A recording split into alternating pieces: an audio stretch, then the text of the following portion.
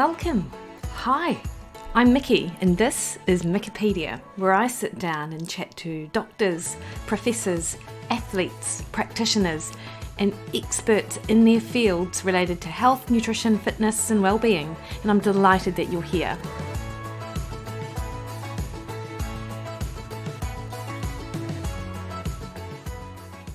Morena everyone.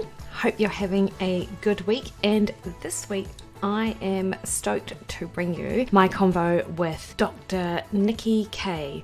This is one for not just athletes, but anyone who basically knows an athlete, and not just females either. Nikki has a BA in medical tripos and medical qualifications from Cambridge University. She has an extensive clinical and research experience in endocrinology and sport and dance and exercise medicine involving elite athletes, professional ballet dancers, and young aspiring athletes.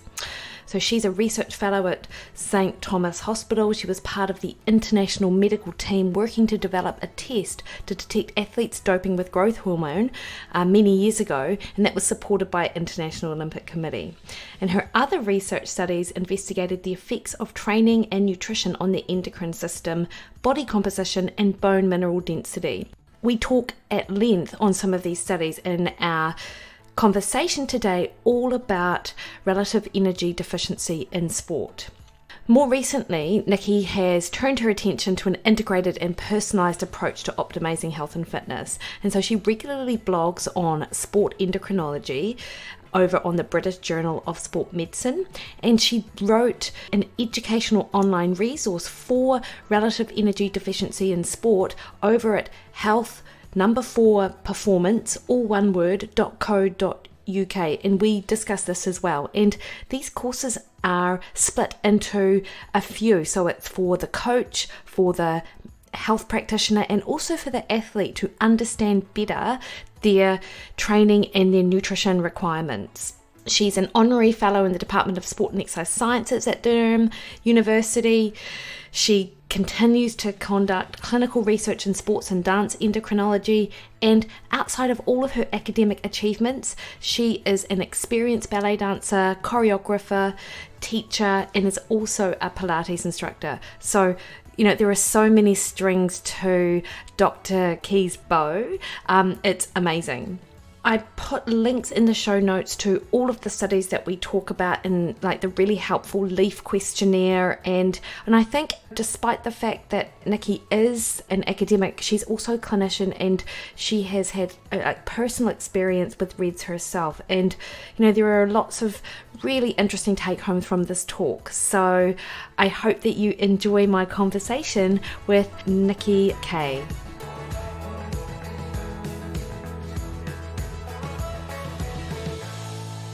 Welcome, Dr. Nicky Keay. Nice to speak with you this morning. Yeah, thanks for inviting me on. Yes, it's early morning here in the UK, in London. Very grey and miserable as usual.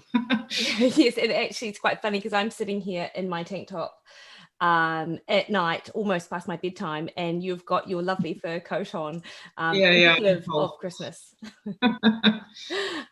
Nikki, it's going to be great to speak with you today because I came across you on a number of different podcasts with you talking about REDS, talking about dancers and athletes and low energy availability. And one of the things that kind of fascinated me a little bit about you personally is your history in and around dance and what led you to being really well known as a physician in the area of low energy availability. So firstly, can you just give us a little bit of your background and kind of what led you to where you are today? Yeah, sure. Well, as a youngster, I was always active. I was swimming at school. I was playing tennis in the tennis team. I was doing gymnastics, always doing a lot of things. But I guess the common thread has always been ballet for me. I started doing ballet at a very young age. My whole family, my grandmother, my mother did ballet. So I did ballet, which I think isn't that unusual as a youngster.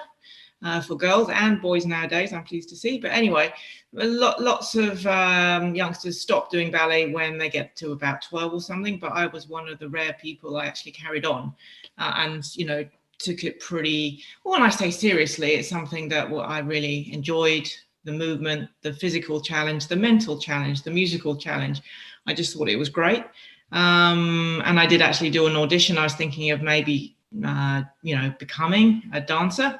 But I kind of also realized that although I was reasonably good and in my little area, I was good, but I wasn't that good. So actually I sort of realized that I would be better off, or I'll better serve, should I say, or provide support for dancers and athletes if I became a doctor and then applied my medical knowledge to supporting specifically dancers, but all sorts of exercises, athletes.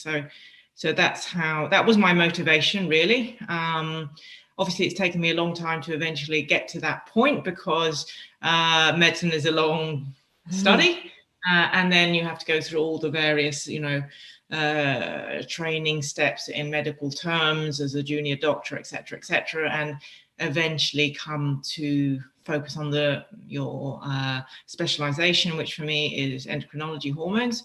And now, as you say, I've sort of come back full. Well, when I say come back full circle, I've eventually reached where I always wanted to be, which is working a lot with dancers and athletes, especially hormones. And this is why low energy availability, REDS, or relative energy deficiency in sport, but also relative energy deficiency in dance specifically.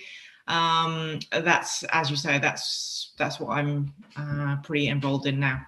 Yeah, and I often hear you making the distinction between dancers and athletes, and I remember thinking it was really interesting you did that, because to my mind, from what I know of dancing, like there are so many parallels that like dancers are athletes, like with the amount of training, with the potential metabolic cost, with a lot of the same, I suppose, physique issues that some weight or gravity sports, as you call them, athletes have to deal with. Dancers are also experiencing the same thing.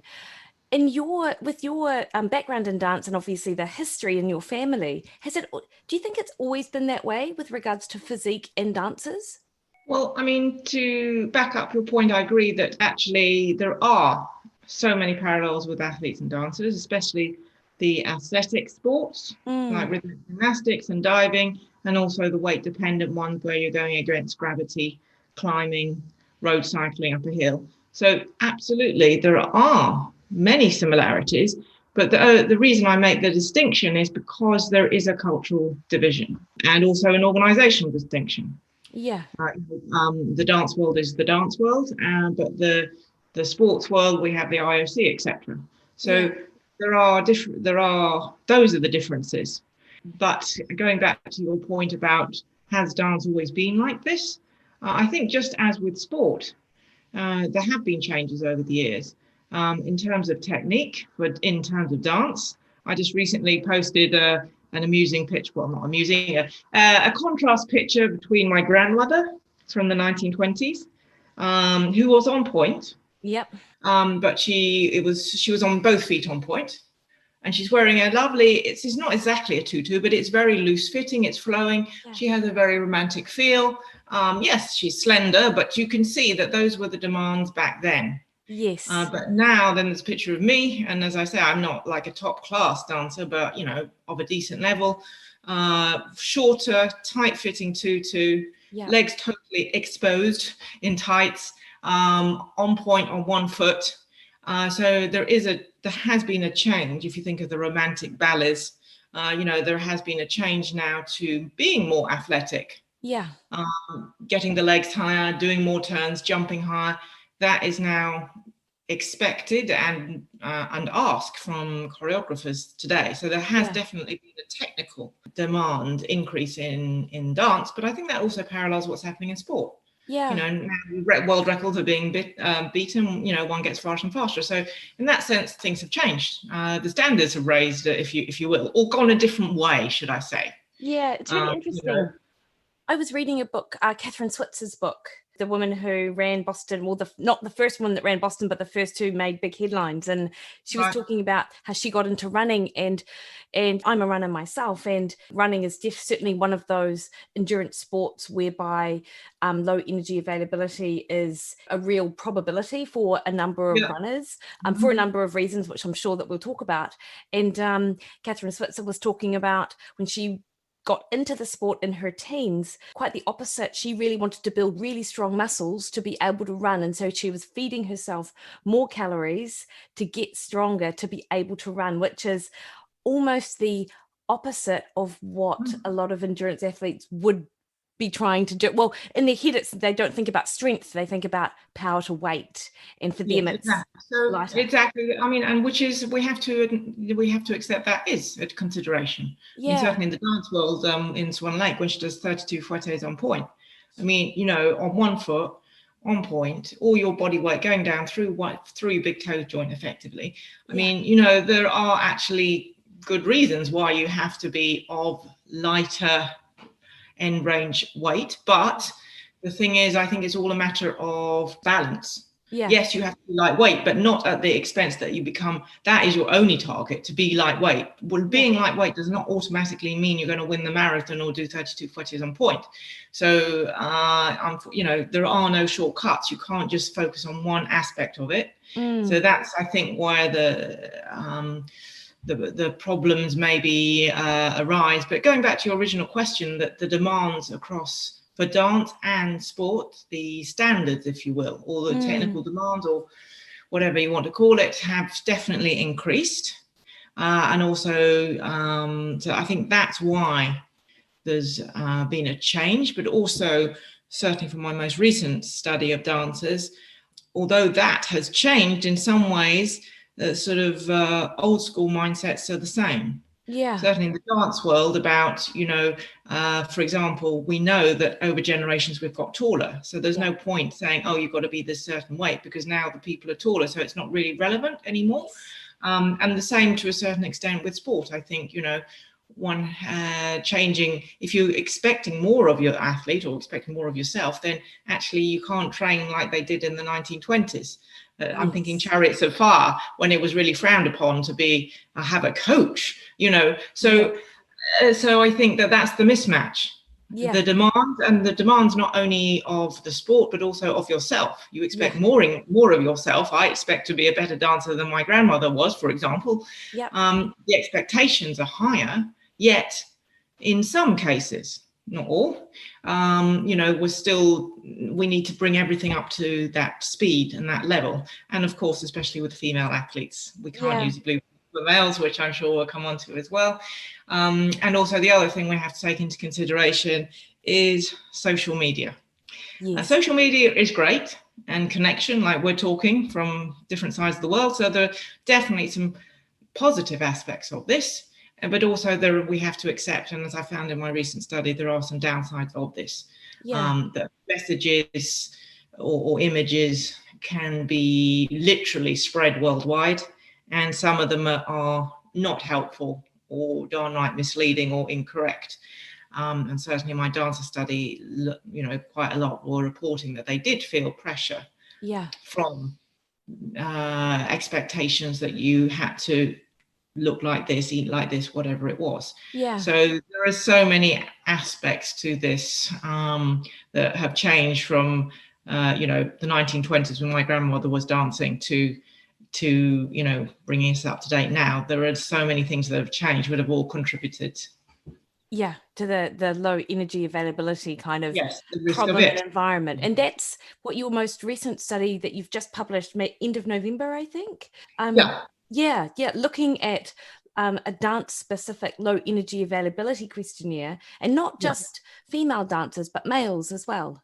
Well, that's the other thing. I mean, it all started, if we're going to sort of get into low energy availability, it started. Well, I would like to say it did start in the dance world. There were some studies by Michelle Warren, and even I did some studies on retired dancers, female dancers, showing that even after retirement, they were below expected bone mineral density, bone health, because of during their career, their periods had stopped, etc. So anyway, we started off with the female athlete triad, Barbara Drinkwater in the 1980s, looking at collegiate runners. So the triad is, menstrual disruption, low poor bone health, and disordered eating. And we realized, that's sort of been known for quite a while, since, as I say, since the 1980s, more or less. But the problem with that model, or that triad, is, well, as the name suggests, female athlete triad, it's ignoring half the population, the men. Yeah. And it's just three things. It's just a triad. And so hence the IOC consensus statement 2014 describing RED, relative energy deficiency in sport, which number one includes the men. So now it's inclusive. And also it's not limited to just the consequences of bone health and menstrual dysfunction. It's throughout the body systems that can be impacted. And I would argue it's all driven by downregulation of hormones. It's the underlying cause of that. And also, I think the actual crucial thing of, comparing the triad to REDS, apart from the things I've mentioned, is actually the performance consequences. Yeah. Because the triad only talked about, health, clinical, right? Menstrual disruption and bone health. And whilst REDS expanded those health consequences, the key thing is the performance aspect. The REDS recognizes that actually, and also why is this so important? Because if you ask any dancer or athlete, you talk to them, low energy availability REDS, they're like, whatever. I just want to go faster. I just want to do 32 photos on point. I'm not actually, I'm not that, unless I'm going to get a stress fracture, whatever. I just want to know about performance. So that is crucial to me, that the performance is recognized, and it makes sense. Obviously, if your hormones are down-regulated, you're not going to perform to your full potential, because what drives adaptations to exercise? Your hormones. So if those aren't working for you, then it kind of all makes sense. But I think that's quite crucial in the whole discussion of low energy availability. The consequences, not just for health, but for performance. Can you define low energy availability for us, Nikki? Oh, yeah, we should do that, shouldn't we? Just get that done and dusted. So let's define what energy availability is. So you get, as humans, we're not plants, we don't photosynthesize, so we need all the energy we can get from our food. And we eat our food, and actually that energy, it's prioritized to cover movement, exercise. It's from an evolution point of view. Because one has to, evolution point of view, you need to run away if you're going to be attacked by a saber-toothed tiger. So from an evolution point of view, the energy is prioritized to cover training demand. So that goes off and does that. And then the residual energy, what's left over, if you will, that is energy availability. Yeah. And actually, I think the thing that people don't realize, that's a big old chunk of what you take in. Because even if you lie in bed all day not doing anything, just to maintain basal metabolic rate, just to stay alive, those 7 life processes we learn about at school, respiring, heart beating, etc., all those things, those take a lot of energy. And that's not even taking into account just sort of getting up, going and get a cup of coffee, going to the loo. It doesn't even take account of any movement at all. So that's what energy availability is. And so low energy availability means you're below the amount that you personally require to maintain all those basic processes. So, why might you get into low energy availability? Well, one thing is that you might be doing a heck of a lot of training. You might be doing a training camp. You might be doing double training days. You might be a dancer. Well, sadly, the theatres are shut at the minute, but you might be building up to lots of performances. So for whatever reason, you've got more demand from energy for the exercise, the training aspect. And so you could wind up therefore in low energy availability because the training load has increased. And that's, I would say, more an unintentional one. You mentioned marathon runners, and, we're a family of cyclists, not me, but my husband and my boys. And, it's actually quite physically difficult. If you're going out on a 4-hour cycle ride, even if you stuff bananas and whatever in your back pocket, it can actually be tricky to keep on top of your energy demands. So there's the sort of more unintentional and low energy availability, where it's just because of the training demand and you haven't quite factored in how much you need to eat, maybe. But the intentional energy availability, is more in the sports. Well, first of all, in dance, Yeah. also in athletic sports, and also in the weight dependent sports, i.e. against gravity sports. Yeah. Those ones, the person might think, get it in their mind that this will confer a performance advantage if they're lighter weight than they are already. Yeah.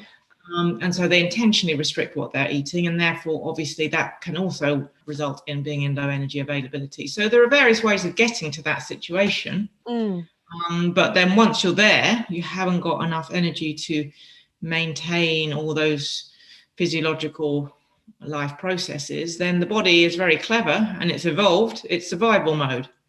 So it will shut down. It will look for ways of saving energy. Yeah. And one of those is reducing metabolic rate in women, switching off periods.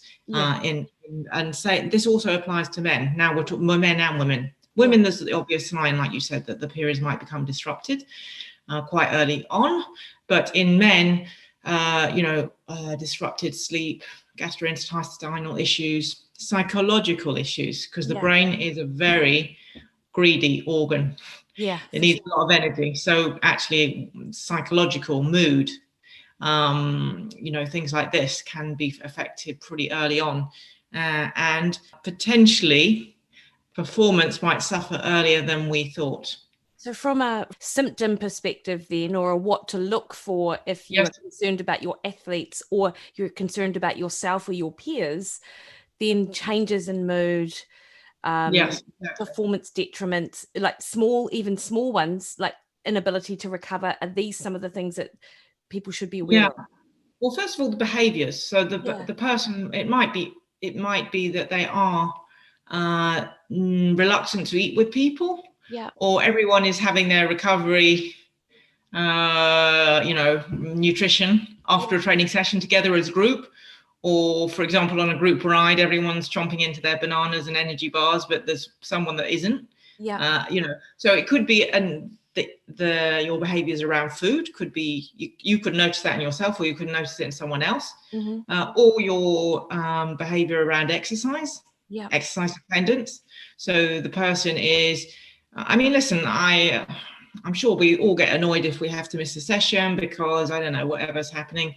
Work runs over, we're ill, we're injured. But the people that get absolutely desperate and so anxious if they miss it and actually try and exercise even if they are ill and injured, that's a sort of a behavioral trait. So the behavioral traits, but then, as you say, the consequences in terms of mood could be early on, being just flat, withdrawn, not interacting, gastrointestinal issues like I touched on, and that can often be misinterpreted. The person thinks, oh, I must have feel bloated or whatever it is because I'm eating too much, I'm eating the wrong thing. I've got irritable bowel syndrome, but actually it's not none of those things. It's because you haven't got enough energy, so the gut can't have its normal peristalsis, motility, can't digest, because that's an energy dependent thing. So that could be something, gut issues, mood, menstrual cycles, the list sort of goes on. Frequent illness, injury, we've mentioned bone health, stress fractures obviously is a real red flag. But ultimately also performance detriment. Although at first, this is a sort of the fool's gold. At first, the person might buzz because if sometimes you do get a buzz if you're hungry, right? Obviously, because your cortisol's gone up. So you might get a good performance or two. But again, one misinterprets that. You think, oh well, I'm better because I haven't eaten so much, or I've lost weight or something. But the thing is, it's not sustainable. So you might get a few good performances, but what happens next year? That's when the stress fracture might strike or whatever it is. So that's the other thing I find when I'm seeing people, and maybe you find the same, that they often come and say, listen, I'm absolutely fine. How can I possibly be in low energy availability? I've just done a really good race performance, whatever it is. I'm feeling fine. I haven't had a stress fracture. It's like, what are you talking about? It's like, no, that hasn't happened yet. But it could. It will catch up on you. And so that is, when the incentive about improving your performance and reaching your full potential, because effectively you're selling yourself short. Yeah, for sure. And you've said a couple of things which I just want to kind of touch on, Nikki. First of all, the idea of missing a training session because of ill, or being under the weather, yet you will train anyway. You've pretty Yeah. much described every single endurance athlete I've ever met. Ah. Um, and Mhm. and the next thing is about the improvement, the initial improvement in performance. And I think that we can all probably name one or two, just in my circle, runners or triathletes who do appear to do very well in the short term. So, Yeah, with regards to kind of dropping body weight and then performing like out of this world, and then actually just move off the scene. And you don't hear about them for years, and well, you hear that things have happened, but you're unsure.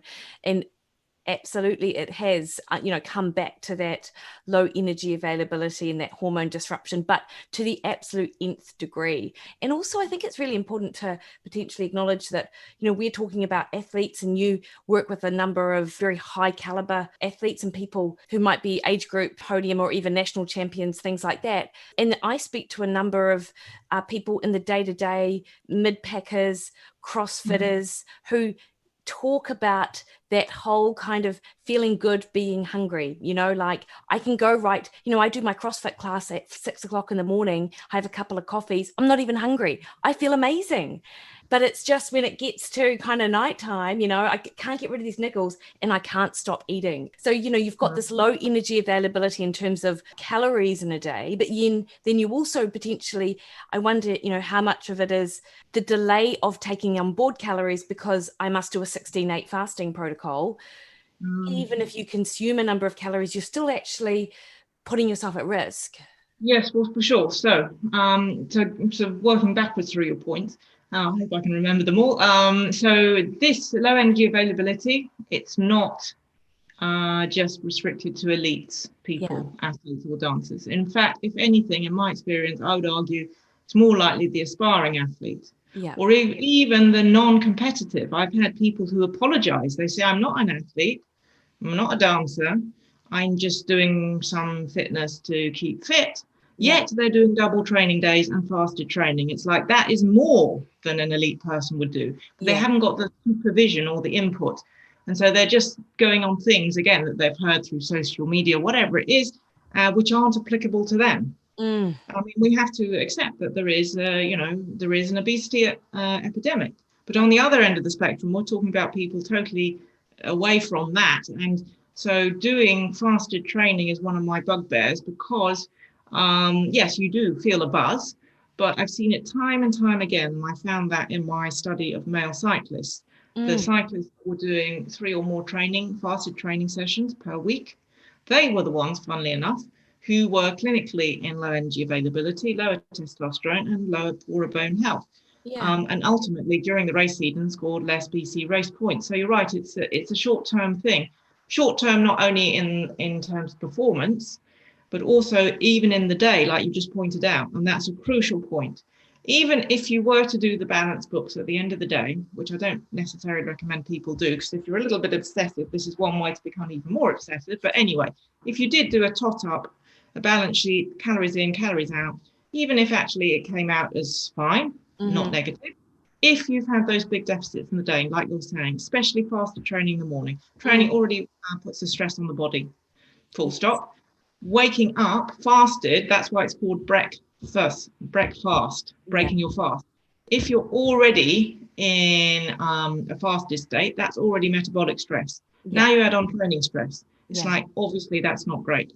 And so, if you're doing that sort of pattern of a big energy deficit straight up, first thing in the morning, massive, massive, then your body is now you're on catch up for the rest of the day. Yeah. And typically, those type of people, like you say, will backload the end of the day because Yeah. their body, by the time they come to the evening meal, their body is screaming, Yeah. right? And so then I have lots of people saying, "Oh gosh, I feel really bad that I eat a really big dinner." It's like, Yeah. yes, because your body is in desperation states.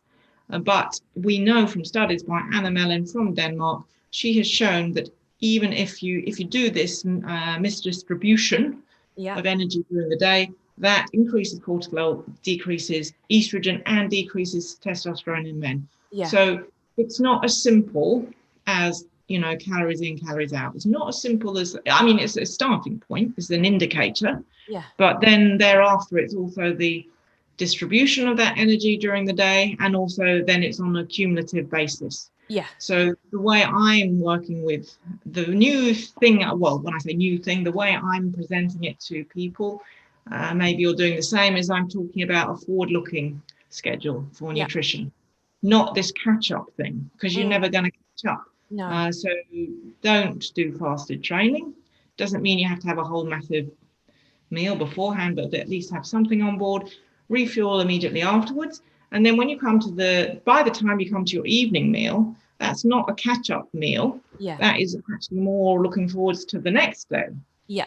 It might be catching up a little bit, I accept, but it's more in preparation for the next day. Otherwise, you're just chasing your tail. You're never going to catch up. So that was the energy distribution. The thing about the short-term gains, this is especially applicable to young athletes. Yeah. Especially in swimming, which, listen, I used to be a competitive swimmer. My sons went through competitive swimming. So I've got nothing against swimming, by the way, but it does seem that it's one of those sports that is a little bit in a time warp, because I was quite surprised when my boys started swimming. It's like, oh, this is exactly what I used to do 30 years ago. Yeah, wow. Early morning training, evening training session.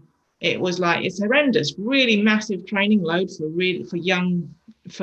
teenagers, for children. Yeah. And surprise, surprise, that you do get good short-term gains. My son won the county championships. You get a short-term thing, but then how many of those swimmers that were winning medals when they were 12, how many of those do you see in their early 20s at the Olympics? Yeah. See what I mean? So it's a burnout thing, but especially magnified in the young age group, but also the older ones. So that's the short-term thing. And then working back through your points, the first thing about exercise addiction, I have to say, guilty. Oh, Guilty yeah. as charged. I mean, you recognize it all in ourselves. And I'm not saying that this is a bad thing. To be really excited and determined and driven, I don't want people to get the wrong impression that I'm saying we should all not be like that. That's great. And I've been guilty of that myself on many occasions. I actually had COVID at the beginning of the year in March. Oh. And I remember one morning getting up, and it was meant to be my Zoom ballet class. And I knew I was really ill, but I was determined to try and do the class. But even I came to that point when it's like, if you're fainting, even getting up out of bed, you're not going to be able to do ballet class. But there have been times I know myself, and even now, when I'm tempted, especially for me with remote Zoom ballet classes, normally I go to a studio, I do 4 classes a week. Yeah. But then with Zoom, I could actually do a ballet class every day. I could even do 2 classes a day. Yeah. And I went to a crazy patch a few days of doing that. And it was my family that turned around and said, what is that thing you talk to people about? Addiction. It's like, yeah, I know. So that's where actually I was pulled up, right? Yeah. Even my age, you would think I'd be old enough and wise enough. So listen, I think it's there for all of us, but we have to be honest to ourselves. And so that's when actually it's helpful if friends and family can pull you up. Yeah, totally. Say, what are you doing? Yeah. It was funny, actually. I had a conversation with Barry, my husband, this evening, because he did a long run this morning, and then he e-bikes to work, which is, a little bit of effort, but nothing like actually cycling. And then I'm like, babes, you can tell I know I'm tired today, because usually I'd be really jealous that you've done that, and I've only done like 10 minutes on the bike and a few like shoulder things. I'm like, I must be really tired because I really don't want to do that. Whereas usually that is me. And I wonder how much of, like endurance that we choose to go into endurance sports or demanding sports. And it's almost like, do we choose to go in or do those sports because the demands choose us, Because it's if you look at the IOC REDS model, there's a reversible arrow with the psychological. Yes. So why do you choose to do ballet? Yeah. Because actually it is very demanding, and you actually listen, you have to be a perfectionist. You was really determined to get it right and everything. Anyway, but also the same for sports. You actually want to drive, you want to push yourself, you want to really feel on the limit, right? Yeah. So psychological initiator, I'm sure is very, very important. The IC recognize that. So if you're of that type, it's great it's great if it's as a driver in itself, but it's when that drive and determination or obsession gets misplaced, you see. So that's why it's a potential causal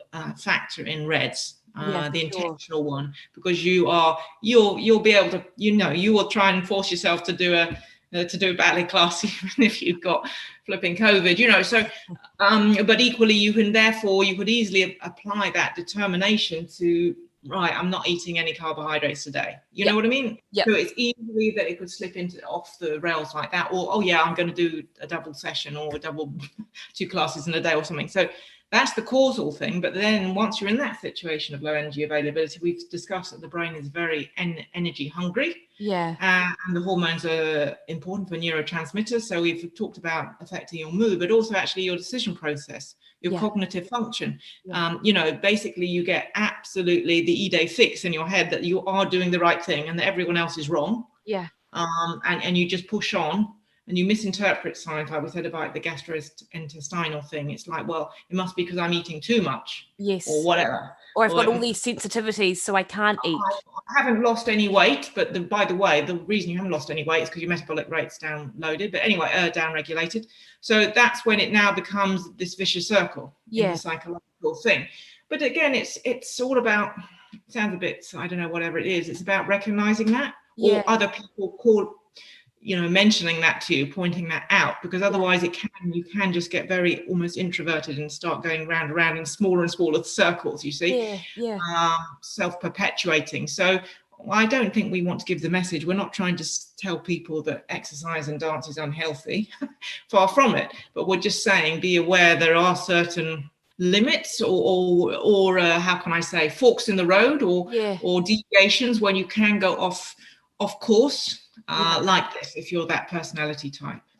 And Nikki, like we've talked low energy availability, and you've mentioned, that there is energy that is required for physiological processes, our basal metabolic rate. And then there's the energy required for the activity we do.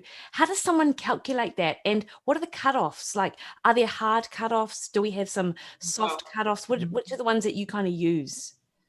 Well, there's a lot. I mean, the thing is, the concept of it is great. Yeah. And if people haven't read already, all the work that Louise Burke does from Australia is amazing. Yeah. So she has written a whole sort of discussion paper review of this and says that the thing about energy availability, the concept of it, low energy availability, and I've made some nice infographics. So I also encourage people to go and look there. They can see exactly.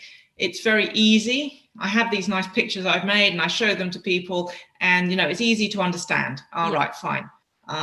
All the energy's gone over there to the exercise. I haven't got enough left in the tank so it's a great concept. But when it comes down to the nitty gritty of it, as Louise Burke points out, actually measuring it is quite tricky unless you're in strict lab conditions. You have to monitor everything the person eats and literally weigh everything like this. You also have to absolutely quantify all the energy expenditure through the exercise, which may be relatively easy in some sports like bikes. You can work out the watts if you've got a power meter, etc. A bit harder for ballet, but anyway, you can work out how much you expend through the exercise, but then how it's very difficult to quantify how much energy I'm going to use getting from my chair to walk to the kitchen, to make my lunch, to walk back. You know what I mean?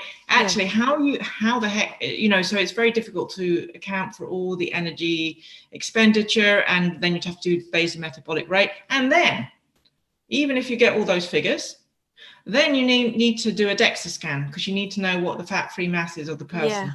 Energy availability is defined as kilocalories per kilogram of lean body mass. So to actually compute that is for a research project in the lab. Okay, it's not for an everyday person to do, and that is the problem, because I think people think, oh, it's an easy calculation. I'll just look at my power meter from a bike. I'll just get a rough idea of how much I've eaten, and then fine. But the point is that will definitely be an inaccurate measurement, number one. And also it's not that easy to get. You'd have to go and get a DEXA as well, but anyway. But then fine, say you do all of this, you now got this figure. What does that figure mean for you? There have been studies by Anna Lukes a couple of years ago now in women, where she did this in lab conditions. and gradually reduced the energy availability, manipulated it in women. And she found for women the cutoff, right? When, okay, fine, at this cutoff period, stop. But it was a group of women who were untrained. Yeah. And so, listen, we know there are differences in all of us. In women, we know that some women can be actually very, very, very lean, yet they still menstruate. Yeah. Yet for other people, I know for me, my cutoff, everyone has a different set point. Yeah. In women and certainly also in men. So that's the other thing. So that's why I'm not a big advocate of trying to calculate that yourself, because it's very difficult to calculate it accurately. And even if you get the figure, how do you know what that is for you? Unless you've got an identical twin. Yes. Right. And you can do an absolutely controlled experiment like that with your identical twin. You won't know what it is for you. Yeah. But I think it's just a general. So that's why questionnaires are a very good starting point. Yeah. And I've made one. There's the Leaf Q, which is for females. There isn't much for men. I did one for the male cycling study I mentioned. Yeah. And also I've just done this one for dancers. And although it's for dancers, it is for men and women. And actually, I would suggest people look at that, because it's the same basis, but the only thing that, is just you would change about the training. But the general terms of attitudes to training, because from the dance study, which is fascinating, is I found actually the psychological drivers, those were actually quite key and they were linked, significant relationship with the physical outcomes, menstrual disruption and all these things, right? And being low body weight. So actually just doing that as a starting point, just to see if you are at risk, because also I think it's important to make the point that low energy availability is the state. So you're in low energy availability, and your body processes might start to downregulate. REDS, relative energy deficiency support, that describes the clinical outcomes of being in low energy availability. Stress fractures, bone health, etc. So what we want to try and do, or what I'm trying to do, I'm trying to detect the people that are at risk. By the time the person walks, well, they won't be walking, but by the time the person hops through my door with a stress fracture, it's like, that makes me really sad, because now the consequences have already happened. Now I'm doing catch up. It's just a reactive process. Really, we've got to be proactive. We need to be preventative. So we need to pick up the early warning signs, which are definitely psychological, by the way. Pick up those early warnings and try and persuade the person to change their behaviors before they pitch up with the stress fracture. And that is possible, because that's what I found in my cycling study. When I gave some advice to I divided the group into two after their bone scan, and so they were matched for bone health. And the ones I gave educational advice to about, look, please, no fasted training, have energy on board, refuel afterwards, 3 decent meals a day, don't avoid carbohydrates, do strength and skeletal loading exercises, because cyclists hate doing things off the bike. I know. They're either on the bike or they're on the sofa. That's it. Anyway. And I can say that because my family is cyclists, right? In case anyone starts to say, oh, what you say. Anyway, so those guys that I gave the educational advice to, and they did put it in place, guess what? When they came back, their bones had improved. And their race performance was better than the other group. Because the scary thing is, left to their own devices, by default, my cyclists did do fasted riding, because they thought they were going to get the short-term benefit of getting lots of race points that race season. Actually, it backfired. They lost bone density the same amount as astronauts in space over 6 months. And they won less BC, British Cycling, race points compared to the guys that had taken on board my education advice. So I know that intervention is a bit of a strong word. Education, behavioural change, it does make a difference if you get it in early. So were the cyclists receptive to what you said? Yes. Well, Well, listen, there were 50 to start with, Yeah. and they divided roughly into 20, 25, 25. And in general, most of them, they were compliant. I hate that word compliant. It makes it sound like I'm forcing them to do something, but they were adherent. Yes. They were receptive. Yeah.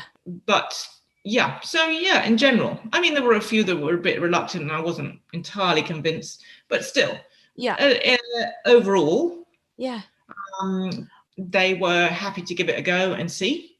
So, and then when they came back and they had a smile on their face, because they had a good season, and I had a smile on my face because their bone density had improved. And, then that was the proof for them. Yeah, for sure. I just wonder whether you'd run the same study in female cyclists, how adherent the group would be. And I just say that as a female myself, like, it's very difficult. It's very easy to tell a woman to take something out of her diet. So challenging to tell them to put something in. So, but of course, because the proof was in the pudding, so to speak. Well, that's the thing. I think women, especially, I've got the evidence from that. And especially if if I explained it to the cyclist, look, I'm pretty sure that this will help. And by the way, I wasn't necessarily, in some cases they were eating reasonable amounts of carbohydrate. It was the timing that was off. So that's the other thing, going through the detail of it. It might be, the cyclist, well, actually, it's just you've got the balance wrong, like we said, So there were some, it's true, where I had to say, well, actually, you're not eating enough, full stop. It's true. But nevertheless, after I've given a sort of a little bit of a explanation why, the rationale, and also the exercises I gave them, they were doable, because I knew that if I gave them something unattainable too much, they would never do it. And I didn't, just exercises that you could do at home, because again, well, especially now you can't go to gyms, but this was before pre-COVID. But anyway, obviously it wouldn't be good advice to be telling people to go off and do deadlifts if they've never done one before, and when are they going to do that in race season. So again, it was quite handy having my husband and son. My son was part of the study, so we sort of and he's a cycling coach. Nice. So we sort of went through the exercises, and he sort of was my guinea pig. It's like, okay, fine, yeah. And he made comments, actually, this one, you need lower reps, or whatever it was. Yeah. And so when they had these exercises, that I was, I said to them, listen, I've tested these out. Yeah. With my cycling coach son, who, by the way, is Cat 1 and in the racing team. So do you know what I mean? It had some credibility. It's like, and let's see. I mean, I wasn't entirely, I felt actually it was quite difficult because the ones I wasn't giving advice to, I did feel a little bit bad, but the PhD person I did the study with, she said to me, listen, it's okay, because we're not absolutely sure. Yeah. Right. Yeah.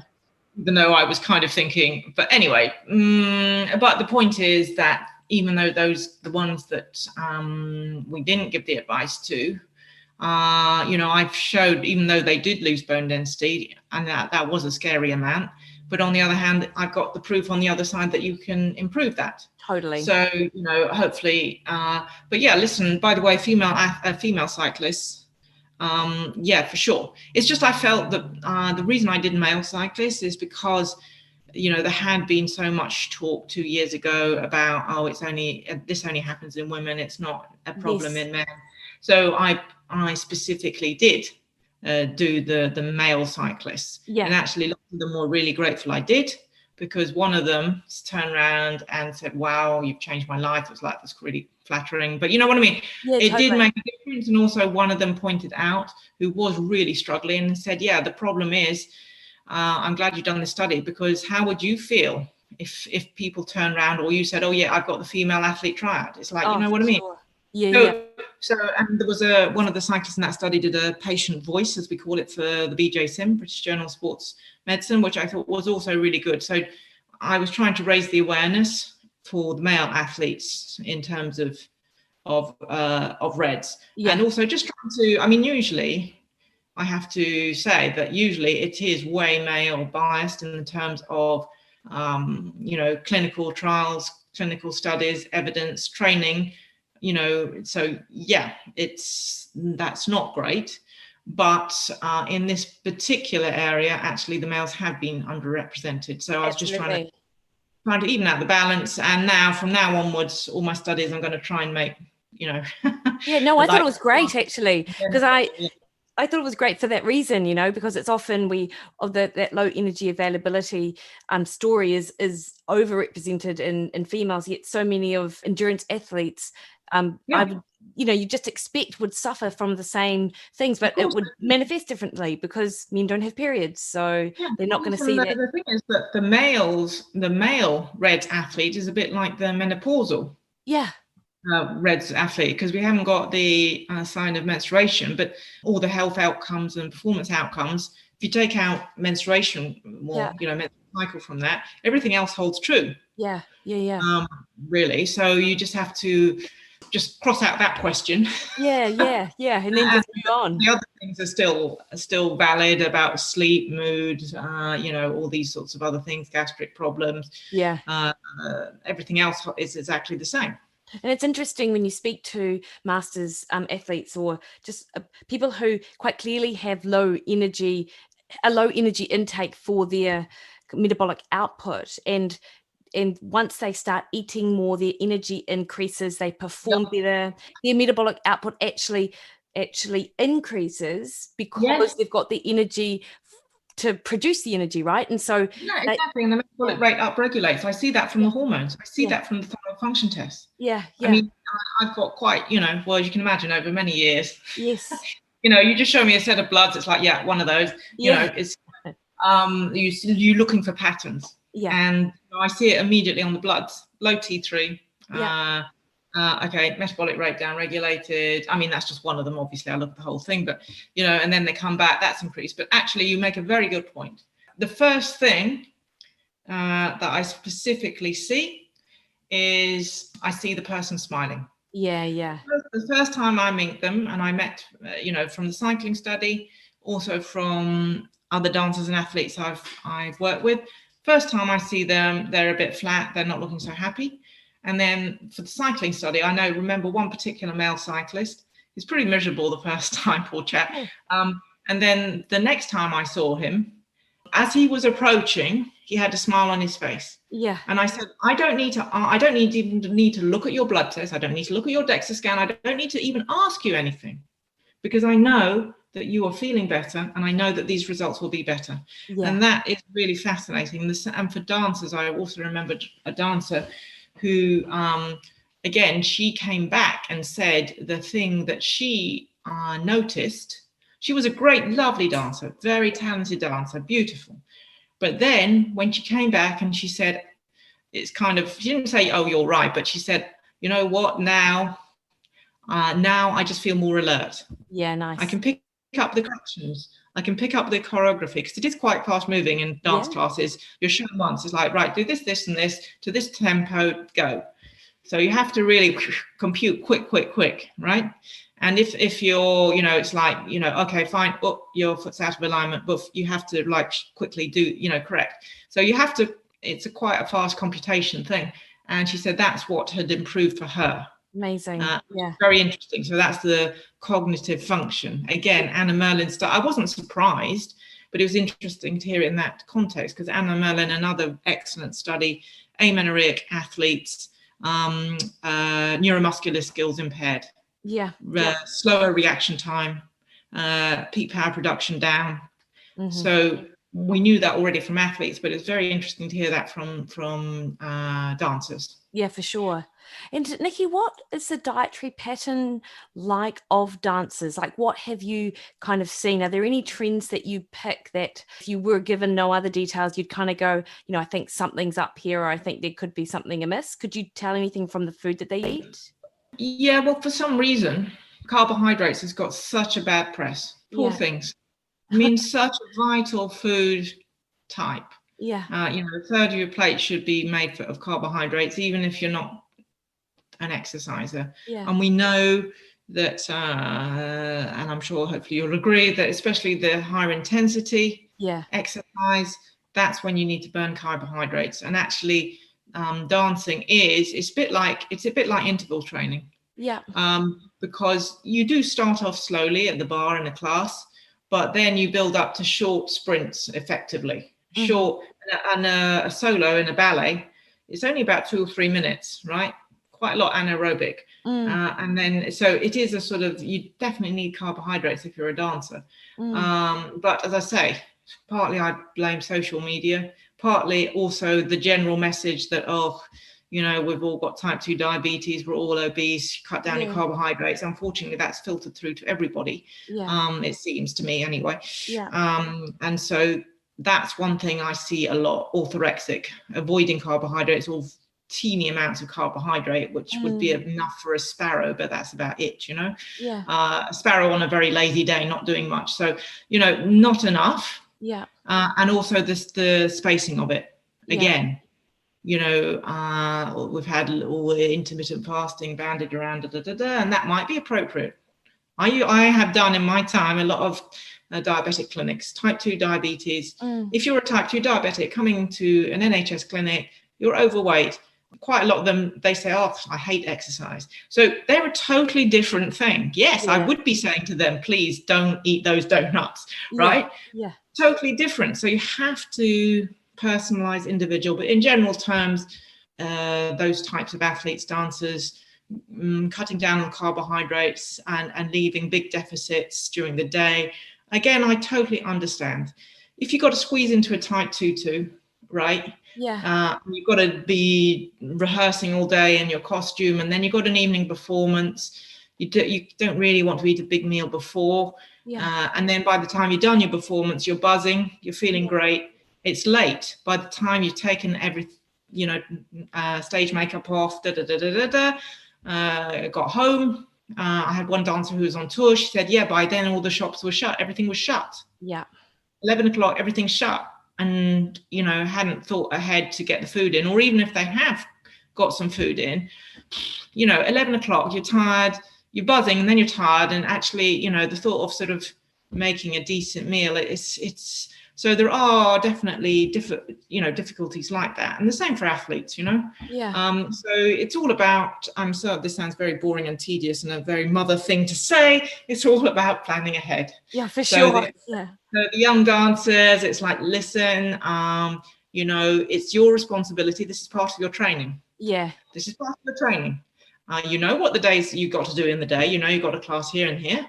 Have you packed in your banana, your energy, you know, your cereal bar? Have you got your recovery milkshake? Have you got it all sorted for the day? You know what I mean? You have to kind of, that's part of a whole training schedule. I think most people think training schedule just means training, but actually you have to have factored in the nutrition, the timing, the amount, and also the recovery. You mentioned recovery. You know, have you got a rest day? Are you trying to get enough sleep? You know, all those sorts of things. So you have to look at all those aspects. For sure. And, you know, I really wonder about, if I'm thinking about dance particularly, and I don't know the culture of dance at all, how much of this are coaches aware of, or trainers aware of the dancers? So I would just wonder how much the coaches are on board with the idea of dancers being potentially a couple of kilograms heavier from a health perspective. Like is there any tension there, Nikki, that you can see, or no? The thing is, this is not a blame game, and I have to say there's some are better than others. I mean, I work with Scottish Ballet, and that is what absolutely amazing company. But the reason is because the artistic director is an ex-dancer himself, and he's very sort of holistic, visionary, if you like, all those words, and really does care about the dancers' health and their performance, because he realizes you can only perform well, funnily enough, if you're healthy. And then also so there are some examples and some schools where actually they totally, and I've been asked to speak at some schools, and they've actually said to me, please come and tell the dancers, please, to eat, so we can't always blame the school or the company. So there are some like that, which is great. And I'm, the fact that I'm working with them, they've invited me and asked me to come and be input, that's obviously brilliant. So there are some like that. And Australia, and I suspect New Zealand, there are some places where it is, especially Australia, actually, it's quite forward-looking, very progressive, looking at the health, great. Unfortunately, as we've mentioned, there are some, on the other hand, there are some companies and schools, obviously I'm going to mention names, where they are a little bit behind the time, shall we say, okay? That's partly because they just haven't caught up. There's no point saying, oh, this is the weight for a ballerina, but remember everyone was shorter, right? There's no point saying this is the weight, now we're all taller. So it's just, this makes no sense. And there are some of the old school mindset that lower weight, and the same for sport. There are some equally old school coaches, especially male cyclists. It was on a BBC program recently, and I've seen one of the cyclists, and it's true. They've got it. I think it is an old-fashioned mindset or a misplaced mindset, often coming from either an athlete or even a dancer who was themselves a little bit like that, in that mindset, that the only way to success is being underweight, right? So we have got to contend with that in dance and sport. There are some pockets where it is still old school. And also, by the way, also in medicine, I even remember that my old boss, my consultant, was saying, yes, his daughter, who became a doctor, was blaming him and saying, it's the old ones like you who are saying, back in the day, we worked all day and all night, and this younger generation, you have to go through this. So it's not just dance, it's not just sport. It's but you see what I mean? But that's the thing, that just because something has always been done like this, like just as a doctor, I had to work all day and all night the whole weekend, and I was a mess, physically and mentally on Monday morning. I didn't know if I was in Australia or New Zealand. I was, but just because it's always been done like this, doesn't mean because people have had these horrendous experiences. It's definitely not character building. It's character destroying, or more the point, it's health destroying. So. I think it's not just dance. I think it's all aspects of life. But that's where the problems arise, that if it's always been done like this and whatever, and people get fixated that the weight is the only thing. Listen, if it was true that if I was a certain weight, I would become a prima ballerina, I would have done that. And if you have to be a certain weight and win the Tour de France, we'd all be winning, wouldn't we? How could that possibly be true? If you really think about that in logical terms, it can't be the only determining feature. And also, if someone is that weight, doesn't now suddenly automatically make them successful. If anything, you understand what I mean? So it doesn't really make sense. I know, and it's almost like there's that cognitive dissonance. You're like, logically, intellectually, that's not true, but there is something in your old brain. Is what is that your dinosaur brain is kind of driving you somewhere. And you've said a couple of things, Nikki, which I find really interesting. And the one is, you're absolutely right. It's not a blame game. And potentially as well, it might be, just a lack of awareness in and amongst some coaches, and that's why what you've done by creating courses for coaches to then, in and around this, relative energy deficiency in sport, as I believe resources on, is it the British, is it Health Performance? Well, you're absolutely right. And all the coaches that I've worked with and all the dance schools and dance companies, when actually I've spoken to them, I've not found many or any, some are more receptive than others, it's true, that are not interested and willing to listen and help. And the coach often I often say now to the athlete or dancer, is it okay? Can I have a chat? Can we have a 3-way discussion with your coach or your teacher or whatever? And the coach has been really,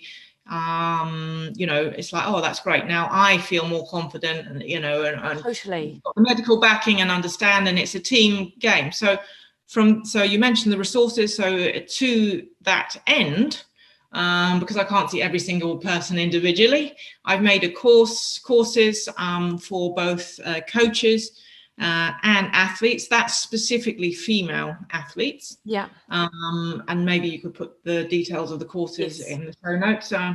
And there's a discount on that at the moment. And if you're a coach and you complete that course, it's endorsed by BASEM, British Association of Sports and Exercise Medicine, and you get a certificate of completion. I put in some little quizzes, not too difficult, but you have to pass them. Yes. You have 3 goes. Anyway, so if you pass all the quizzes, listen to all the lectures, then you get this certificate of completion. Okay, so that's the courses. If you just want more general educational information, then I've written the BASEM website called Health for Performance, number 4.co.uk. So that's just got some information for the athletes, the coaches, also the healthcare professionals. Yes. On there, there's a page, suggested blood tests and things like this, which everyone can look at. Yeah. I think it's very important that everything is open. Yeah. And that's why also my dance study is open access. Yes. I paid a lot of money to get that published, right? So go have a look. And also you can see the questionnaire. Yeah, so it's fabulous. Yeah. If dance schools, dance companies want to use that questionnaire, and there's a scoring sheet, but equally, it would be relevant for sports athletes. Obviously, just substitute dance training for cycle training, because it just gives you an idea of the training load. And I think as well for researchers, it's so great to have these tools readily available that have been validated in particular populations to then be able to use to potentially, draw more data from different populations, just to be able to get a really good picture. Exactly. So I mean, and I'm using that currently, that particular questionnaire with blood tests, maybe with bone scans, like we're not allowed to do hands-on research at the minute, but anyway. Yes. So there's that, and then there's also my own personal website, nikkikayfitness.com, where I put blogs and stuff, presentations, podcasts that I do with people. So that's another place to have a look if you want to, delve into this more. It's got my publications on there, and the BASEM website that's got some other publications. Please be patient with me though for the BASEM website, because I'm the administrator for that, so I try and keep it up to date. But Nikki, you've got so many resources on your personal page. Yeah, that's probably exactly. So it's a good. Amazing. I don't know how you keep up with it all, to be honest. There is so much there. Well, it is tricky, but it's fun because it's my passion, and I like to see what's going on and try and keep tabs on everything. But listen, there's a lot of stuff going on, so I'm also very open. If people, please shout out to me and let me know. Yeah. If there is an interesting study, project, research, something, let me know. At the moment, I'm supervising a PhD student in Slovenia who's actually doing a study on male cyclists, looking at these energy potential, and a bit like the Anna Luke study for women. She's doing it for men. So I know there's lots of good stuff out there. People are doing stuff. Yeah. I'm always very happy to hear of what people are either doing or have seen or read. That's it's relevant, because ultimately we're all a community. It's all important to share stuff. Absolutely. Which is why I'm personally very, very in favor of open access. Yeah. Because it annoys me when I look at, that looks like a really interesting article, and I go, and then it's hidden behind a paywall. I can only see the abstract. Really annoying. It's not always available on Sci-Hub either, which is my... No, exactly. So it's like, well, that's a shame, because I would actually find that interesting or want to look at it. So that's why I try, not always, because it is, the downside is it's very, very expensive to have open access. And for the dance study, I personally paid for that. So actually, I'd really like it if people looked at it, because it makes me feel better. At least it was worth it that people are looking at it and reading it and whatever. So please go. Well, it was a great study, and I absolutely loved how you had the photo of your grandmother and yourself there. That was brilliant, actually. Nikki, now you've been really generous with your time. I just have one more question. What about females who are on the oral contraceptive pills? So obviously they don't have a period at all, because it completely shuts off their cycle. So is it just the other signs and symptoms that we've discussed that might illustrate that something might be going on under the hood? What's your recommendation around that? Absolutely correct. Yeah. I mean, to say that, of course, it's every woman's choice what contraception she uses. So I'm not going to get into that whole debate. And if you have regular cycles and you prefer the combined oral, that's no problem. And in fact, often from medical reasons, women with PCOS, women with endometriosis, actually it's a very good choice, clinical indication. But you're absolutely right. The downside of it is that it masks what your own internal female hormones are doing. So that would switch off effectively the warning sign for women. But then it kind of makes you, we kind of now, this might come out wrong, it's a bit now like a male athlete or dancer, you see, because we take away the menstrual thing, right? So we have to rely, you're absolutely right. We look at all the other things, the behaviors around food, the behaviors around exercise, the mood, the sleep, the gastrointestinal issues. So we look, everything else is still valid. You're absolutely right. And also from a blood test point of view, obviously there won't be any point looking at the female hormones because that shuts it down. But I am still looking at everything else. I'm looking at the thyroid function. Yeah, looking at sure. T3. So it's you can still unpick together. Yeah. Yes, but it is a bit harder, it's true, but it's absolutely possible. But also I just want to say one comment about the oral contraceptive pill, just to be absolutely clear and clarify that that is a withdrawal bleed you get when you're on the pill. Yeah. That is not your own period. Okay, so don't think, I've got a period. Yes. This doesn't apply to me. If you're on the pill, be aware it's because you're taking external hormones. So just be aware that is a totally different category to having a menstrual period not on the pill, just in case people are unsure about that. But I've written a blog about that, so you can have a look at that on the website if you want to look at that in more detail. Thank you. And I'm glad you clarified that, because I don't think people are as aware of that as you would expect. And also micronutrient status tends to be another really good thing to kind of look at, because if people are low energy across the board, then they're likely to be low in all those essential nutrients as well. Especially iron. Even a high training load, even if you have got good energy availability, I think it's just because, you're just so much demand. Yeah. And also maybe you're a bit of micro damage to the muscles. Yeah. You're losing iron, you can't absorb it so well anyway. So iron is an important one I look at. B12, especially for vegetarians, what's going on there. And also vitamin D. Although it's not exactly dietary, as you know, you can't get your full quota of vitamin D from diet, but vitamin D, I always measure, because I found it was low in the cyclists. Especially here in the UK. We don't see much sun, I can tell you that. So definitely, those are sort of the things I look at. Yeah, nice. And particularly here in New Zealand, vitamin D is through winter. It doesn't matter where you live, you're not going to get. Yeah, exactly. So by the way, it's no harm. It's just especially for an athlete, an informed sport supplement of vitamin D. I mean, you know what I mean? You're not going to go far wrong. In fact, here we take it in our household, we take it all year round. Yeah, nice. 1,000 IU per day, informed sport. I mean, I'm not competing, but I just take that because then I know it's really good quality. It's been batch tested, etc. So, and a decent dose, 1,000 IU is generally good. I wouldn't take any more than that because equally you don't want to overload, but equally lower doses I'm not sure really are sufficient. Yeah. So you can do, but taking care of those little things certainly is very important. You're right. Absolutely. And testing, so if anyone has, any concerns about, the possibility of overdosing, vitamin D test, pretty easy to get.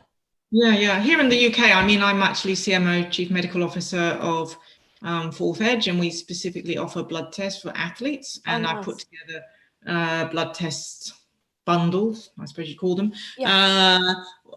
which look out for warning signs of either red, and also I always measure vitamin D anyway. So if any listeners are in the UK, or if you're coming to the UK, you get in touch, you can get bloods done through there. But I'm sure that in New Zealand, if necessary, you can get some bloods there to check up. No, that's awesome. And you mentioned the thyroid. You mentioned the things that you would measure, actually. Yes, exactly. Yeah. And on the website, on the BASEM website, I've given a sheet. I mean, it's a very long list because I put down everything. Yeah. Okay. So, don't go and think, oh my God, I got to get every single blood test. But the general gist of it is looking at the hormone axes, including the thyroid axis, and vitamin D and ferritin are definitely on that list as well. Yeah. Nice. Nikki, thank you so much for your time this morning. It's been really great to chat to you. And just, I had like a page of notes and I might have hit maybe a third of them, but I felt like our conversation got really quite rich in a lot of areas, which I think people will find really interesting and really helpful as well. So thank you so much, Nikki. And I'll be sure to link to the studies that we've discussed. I've written notes, plus of course your website with all of the resources that you've got, because they're fabulous. And as you say, people can reach out to you through those channels if they've got other questions or anything like that. So that's awesome. Okay, all the best. Lovely. Thanks. Thanks, Nikki.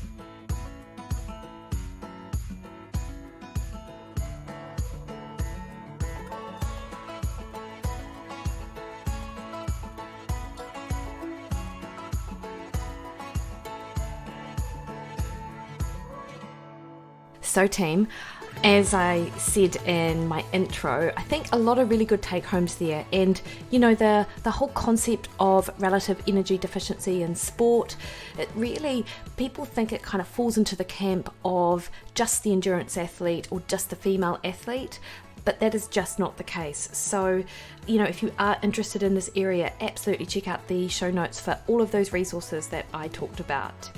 Now, next week, I'm super excited to bring to you my conversation with Brad Kearns, who you may well know from his work with Mark Sisson and his books on the Primal Blueprint, Primal Fitness, the Keto Reset, Keto for Life. He has a new book coming out too. In addition, his podcast was called Get Over Yourself, and now it's called Be Rad. And he is really an amazing personality in the whole primal ancestral health space. And I really enjoyed having a conversation with him. So until then, if you want to get hold of me, you can find me on Facebook at Mikki Williden Nutrition, over at Instagram at Mikki Williden, same handle for Twitter, but also over on my website, mikkiwilliden.com, and there you can sign up to a bunch of my meal plans all around real food nutrition, fat loss, or if you're an athlete plan that really guides you on how to fuel pre and post training and also within training as well. And that's one of the best ways that you can support the podcast, in addition to jumping on your favorite podcast platform and subscribing to Mikkipedia there, and also leaving a 5-star review. That would absolutely be amazing. And finally, I do have, as you may already know, information now up about Shreduary. And this is a 28-day kind of reset plan, if you like. Didn't bother doing it in January. Who's got time to think about that when there's still Christmas cake to eat, right? So February is the perfect time to kick off your nutrition and fitness-related goals. And I'm doing this with Rebecca Keat, who is a world-class triathlete. And she has such a wealth of experience of training people, and this isn't necessarily an athlete plan at all, actually, because the fitness component really comes back to that real evidence base as to what we know is important from a fat loss perspective. 15 to 20 minutes of HIIT body weight activity, really designed just to get you started in 2021, albeit in February. So look out for details on that on my page as well. And until next week, guys, have a fab week. See you later.